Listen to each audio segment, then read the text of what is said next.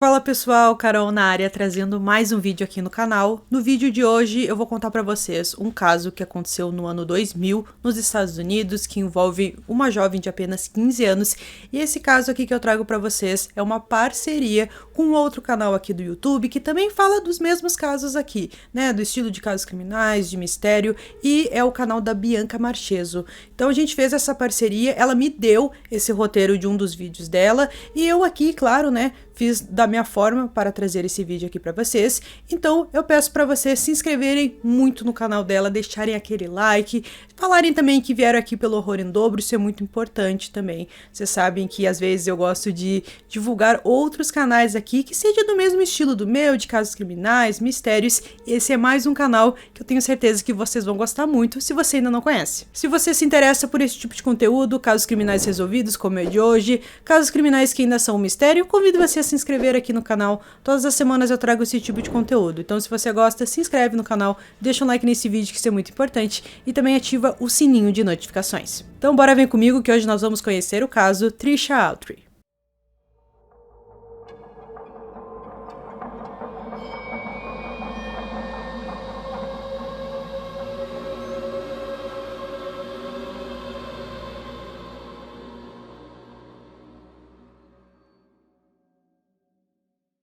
Patricia Ann Autry, ou apenas Trisha, como gostava de ser chamada, nasceu no dia 12 de dezembro de 1984, na cidade de Logan, em Utah. A jovem nasceu e cresceu naquela cidade com seus pais Joanne e Leroy. O casal teve 5 filhos, sendo Trisha a caçula. Em 2000, ela estava com 15 anos e dividia a casa com seus pais e sua irmã Brinny. Agora a família estava morando em outra cidade chamada Rye Room, localizada a 12 quilômetros de Logan.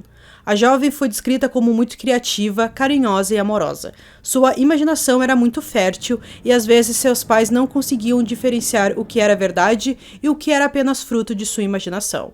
Trisha gostava muito de tocar violão, cantar e de escrever.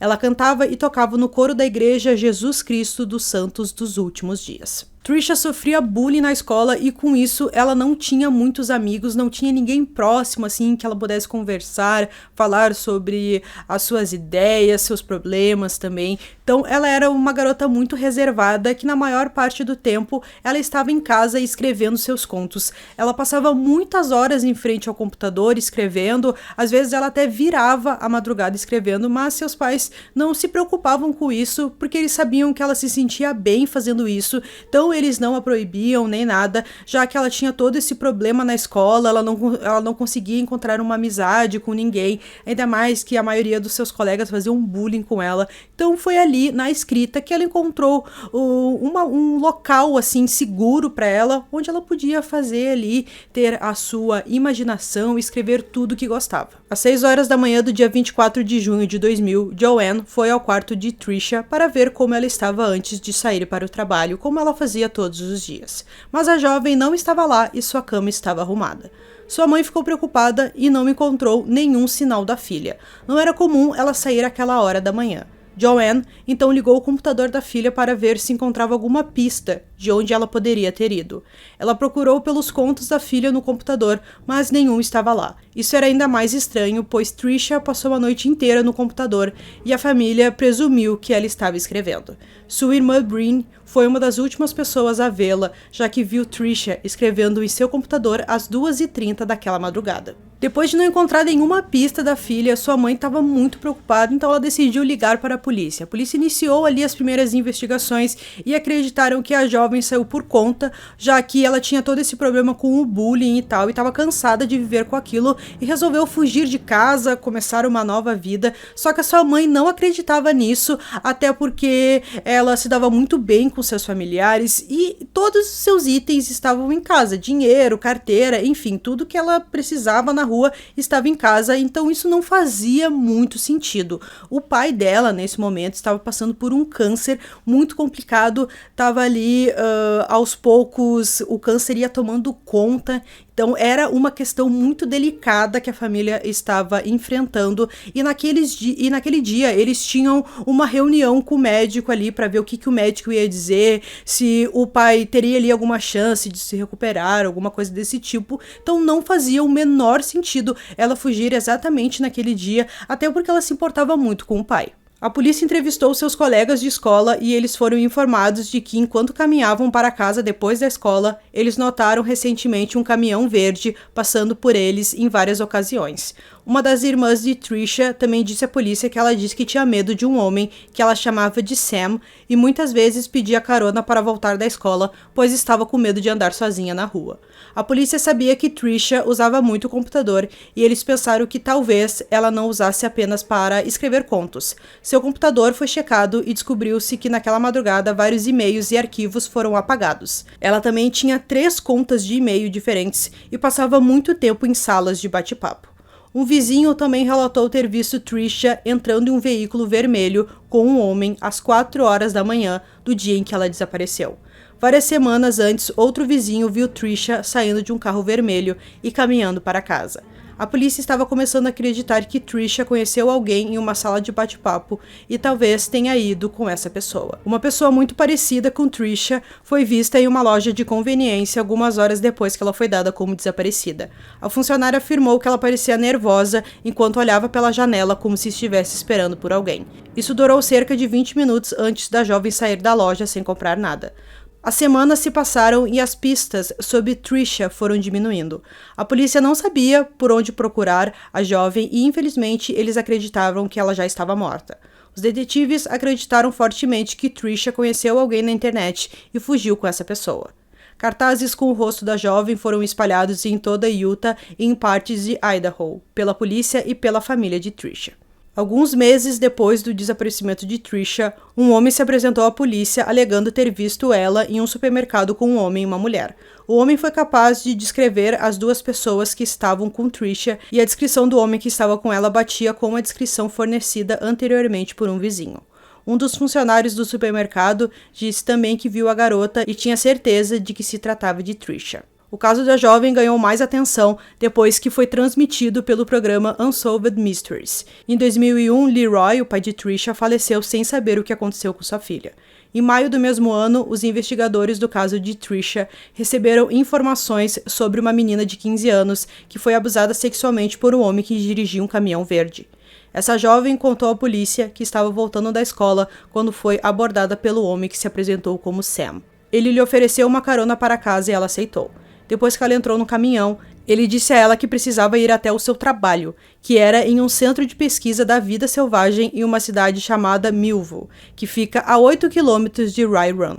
Assim que chegaram, ele dirigiu até uma área arborizada e abusou sexualmente da jovem.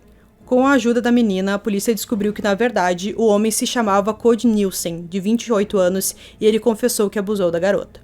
Os detetives do caso de Trisha perceberam muitas semelhanças do caso dessa jovem com o de Trisha e acreditaram que poderia ser o mesmo homem. A polícia começou a investigar Cody e descobriram que ele foi visto na propriedade onde trabalhava usando uma retroescavadeira para cavar trincheiras. Isso não fazia parte do seu trabalho e a polícia suspeitou que ele estava escondendo alguma coisa. Os investigadores trouxeram cães farejadores para os terrenos. Os oficiais cavaram cerca de 3 metros em uma das trincheiras e encontraram um osso de mandíbula. Eles começaram a cavar nas outras trincheiras, onde outros vários ossos foram encontrados, bem como um sutiã, um par de tênis e uma calcinha.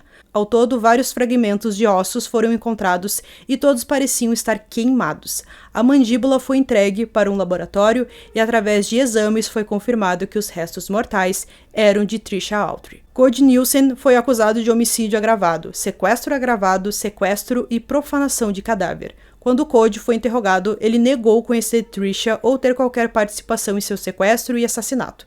Mas depois, ele disse que a conheceu e falou com ela em 3 ocasiões diferentes. Mas depois, ele confessou que a enterrou, desenterrou seu corpo e queimou antes de enterrá-lo mais uma vez. Ele disse a eles que a morte da jovem foi um acidente. Um detalhe importante que os investigadores descobriram foi que o nome Sam era o apelido de Cody, desde que ele era um menino. O mesmo nome que Trisha revelou à sua irmã do homem que ela temia. Um acordo de confissão foi feito com Cody Nielsen para remover a pena de morte e também as acusações de obstrução da justiça e profanação de cadáver. Cody decidiu retirar sua confissão de culpa e deixar seu caso ir a julgamento. Todas as acusações foram restabelecidas, o que significava que ele novamente enfrentaria a pena de morte.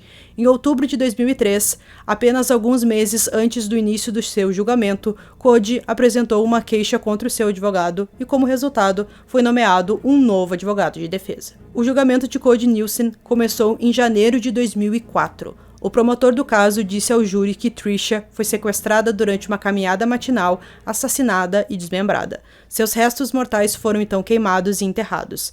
Cody permaneceu com a cabeça baixa enquanto o promotor falava sobre seu caso. 4 mulheres se apresentaram ao júri e disseram que Cody as agrediu sexualmente. O médico legista testemunhou que 3 dentes de Trisha estavam faltando. Seus dentes caíram de sua boca, pois ela levou um forte golpe em sua cabeça. O legista ainda disse que vários cortes feitos com uma faca ou instrumento pontiagudo também foram encontrados nos ossos da mandíbula e era liso, sugerindo que os músculos foram raspados com um instrumento.